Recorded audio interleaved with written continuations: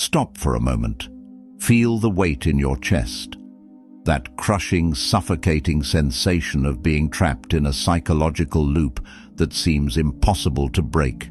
That is the weight of emotional chains. You are here because you are tired. You are tired of your mood being a hostage to a text message that never came. You are tired of your self-worth being a variable in someone else's equation. You are tired of feeling like a ghost in your own life while someone else occupies the throne of your mind. But here is the truth that the weak will never tell you. Emotional freedom is not a gift, it is a conquest. Change is not just a possibility, it is a moral imperative. Inspired by the iron-clad, timeless wisdom of ancient Stoic titans like Marcus Aurelius, Seneca, and Epictetus, this journey will reveal 10 powerful Stoic rules to help you emotionally detach from anyone or anything that dares to drain your spirit. Why is detachment so transformative? Because, as Seneca wisely noted in the face of exile and death, he who is brave is free. Let us be absolutely clear. Detachment is not about becoming a cold, unfeeling statue. It is not about cynicism. It is about building a soul that is fireproof. It is about becoming a fortress of strength and clarity, so that when the world outside turns to chaos, the world inside remains a sanctuary of peace. Imagine waking up tomorrow and realizing that no rejection, no silence, and no betrayal has the power to touch the core of who you are. The teachings of Stoicism will empower you to navigate your emotions with the resilience of a mountain. As Marcus Aurelius once said, you have power over your mind, not outside events. Realize this, and you will find strength. Are you ready to shatter the chains? Are you ready to reclaim your sovereignty? If you are ready to stop being a victim and start being a victor, type "Emotional freedom starts now" in the comments. Let us begin the war for your soul. Have you ever felt like your emotions are a puppet, with someone else pulling the strings? Have you ever wondered how much control you have voluntarily handed over to others, simply because you were afraid to stand alone? This ends today. The foundation of the sovereign mind is the power of radical detachment. Detachment does not mean you stop caring.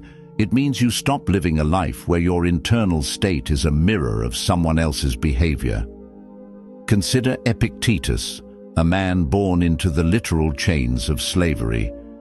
He had every reason to feel powerless, yet he realized that the only thing his master could never touch was his judgment. He said, "We suffer not from the events in our lives, but from our judgment about them." When you cling to someone, you are handing them the remote control to your nervous system. You are telling them, "You decide if I am happy today. You decide if I am worthy."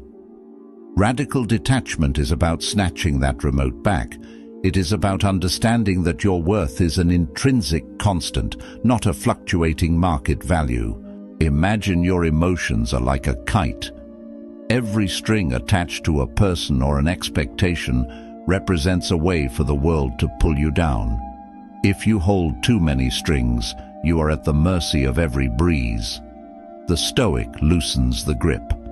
This doesn't make you cold, it makes you grounded. It makes you the immovable rock that the waves break against. Start by identifying your leaking attachments. Who has too much power over you? Once you understand the why, the grip of the who begins to fail. Why do we cling to the very people who cause us pain? The answer is uncomfortable. It is your ego. Your ego is a parasite that feeds on external validation. Understanding this is the key to your liberation.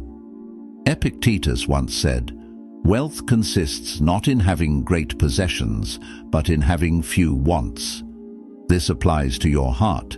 When you are attached, you are operating from a place of scarcity. You believe that this person holds the only key to your happiness. You believe that without them, you are a half-finished puzzle. This is a lie designed by your ego to keep you safe and small. Consider a newborn child. A child is born in a state of total self-contentment.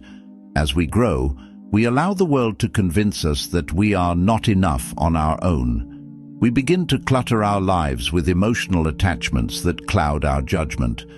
Have you ever felt that your happiness hinges on a single person's approval? That is your ego seeking a fix. To detach, you must realize that you are not a half looking for another half. You are a whole, complete universe. Love is a fountain. Ego is a drain. When you realize that the universe is abundant, that there is infinite opportunity for love, connection, and success, the need to cling vanishes. You move forward with a lightness that the ego can never understand. You attract better people because you no longer need them, you simply choose them. Do you believe that if you just send the right text or act the right way, you can make someone stay? This is the great illusion. It is the single biggest cause of human misery. Our ego tricks us into thinking we can control the hearts of others. We put people on pedestals, treating them like gods who can grant us peace. But Marcus Aurelius reminded himself every morning, "Everyone I meet today will be meddling, ungrateful, arrogant, and selfish." He didn't say this to be bitter. He said it to remind himself that he cannot control them. He can only control his response. Dismantling the illusion of control is the ultimate act of self-respect. You cannot control if someone loves you. You cannot control if they remain loyal. You can only control your own character.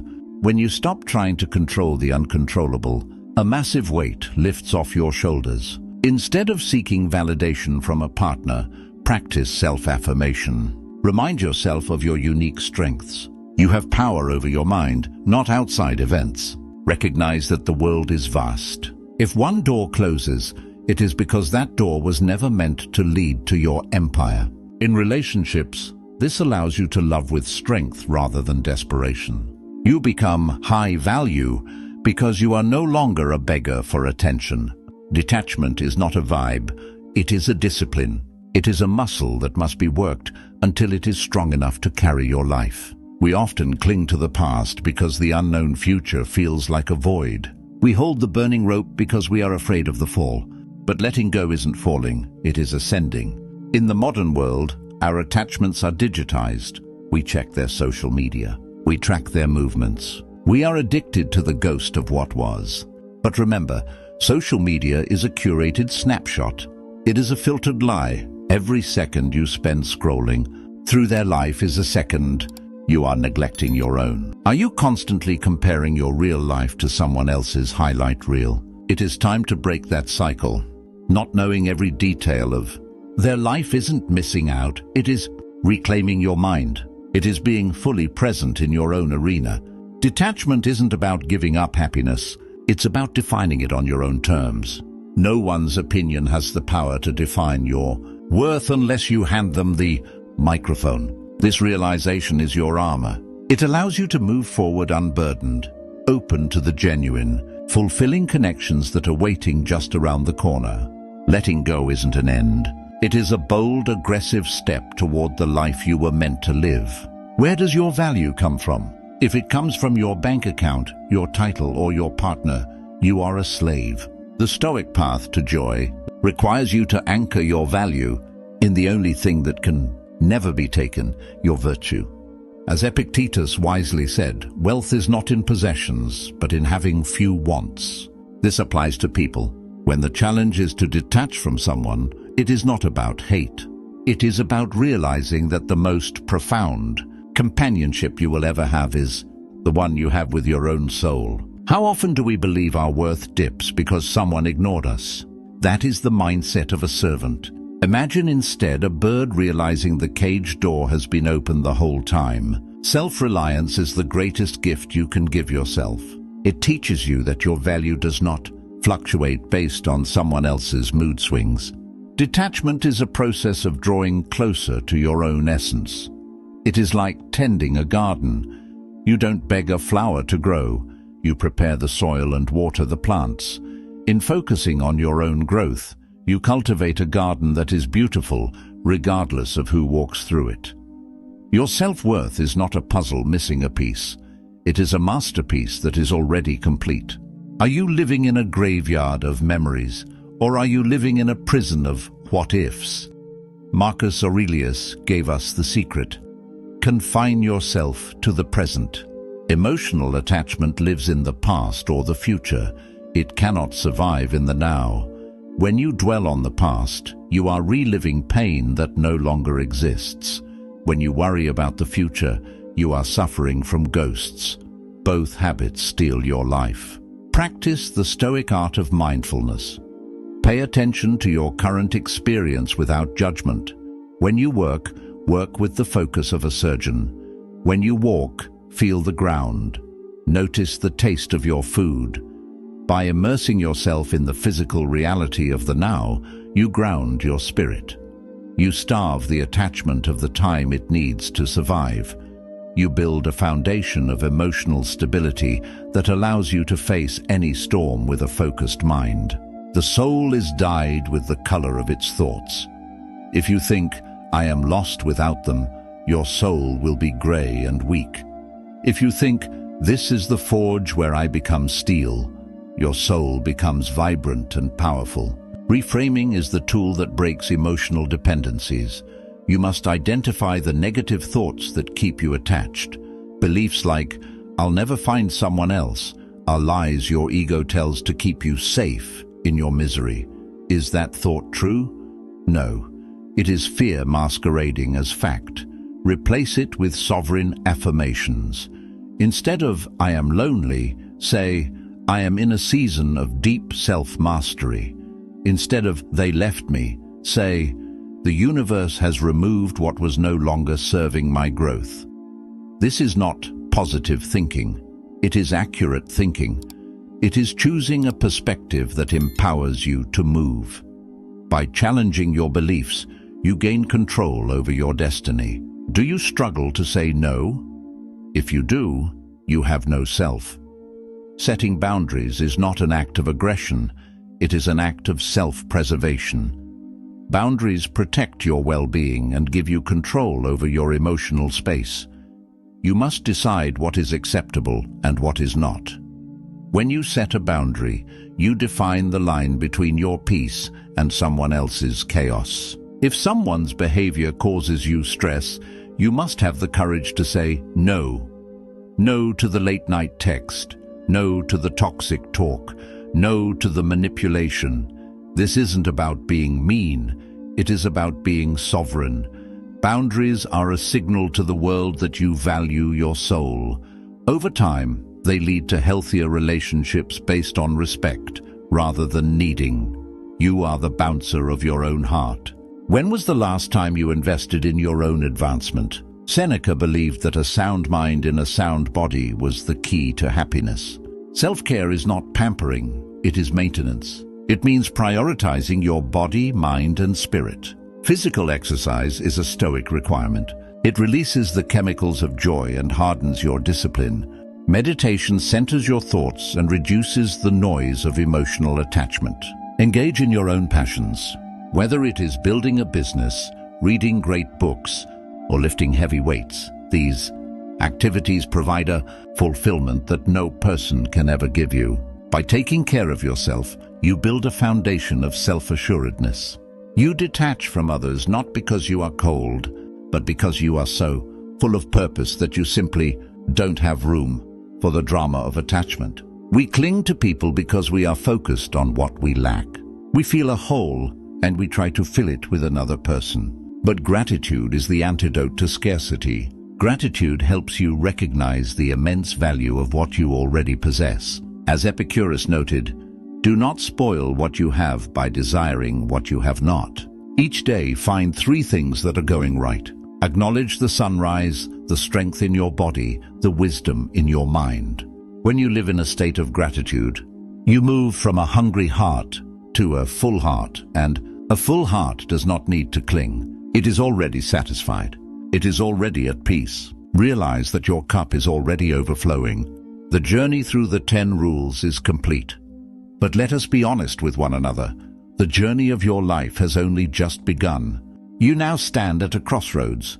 holding the blueprint for absolute emotional liberation in your hands. But I must warn you, a blueprint is nothing more than ink on paper. Until you pick up the hammer and start to build, knowledge by itself is a dormant seed. It is action that provides the water. It is action that provides the sun. Knowledge is not power. Action is power.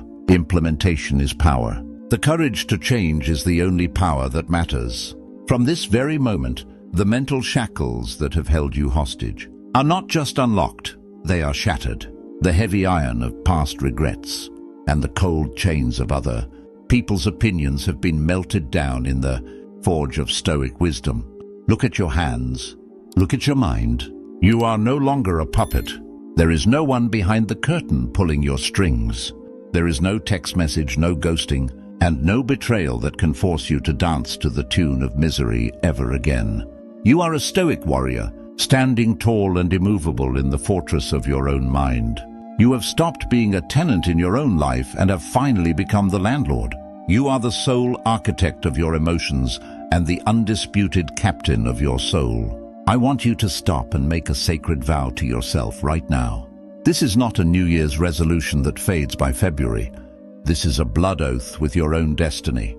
Promise yourself that you will never again beg for a seat at a table where you aren't welcome. Promise that you will never again settle for the crumbs of someone else's affection when you have a feast of self-worth waiting within you. Stop dimming your magnificent light just because it makes smaller people feel insecure. You were not born to be a shadow. You were born to be a sun. From this second forward, you walk into the world with a different stride. Your shoulders are back, your gaze is steady, and you carry the calm, lethal assurance of a person who knows that their happiness is an inside job. You are no longer a consumer of validation. You are a producer of character. When the world tries to pull you, you remain still. When the world tries to break you, you become steel. If you are truly ready to claim your throne, do not just watch this, demonstrate your intent. Leave your mark on this digital stone so the world knows a change has occurred. If you are ready to burn the bridges to your past dependencies and march into the fire of your future, I want you to go to the comments right now. Do not hesitate. Hesitation is the grave of greatness. Type the words, "I am sovereign. Emotional freedom starts now." Write it in all caps. Write it like you mean it. Write it as a signal to your subconscious that the old you is dead. And while you are there, hit that like button, not for me, but as a physical act of sealing this contract with yourself. By liking this video, you are voting for your own strength. You are telling the algorithm of your life that you only want content that builds empires, not content that feeds distractions. Let the people from your past wonder where you went. Let them wonder why their influence no longer reaches you. Let them wonder why you've gone silent, why you've gone dark, why you've gone deep. While they are wondering, you will be building. Let 2026 tremble at the person you are becoming. Let the coming years be the era where you stopped asking for permission and started giving commands to your own spirit. The war for your soul is over and you have won. Now go forth and live like a victor. Stay strong, stay grounded, stay sovereign.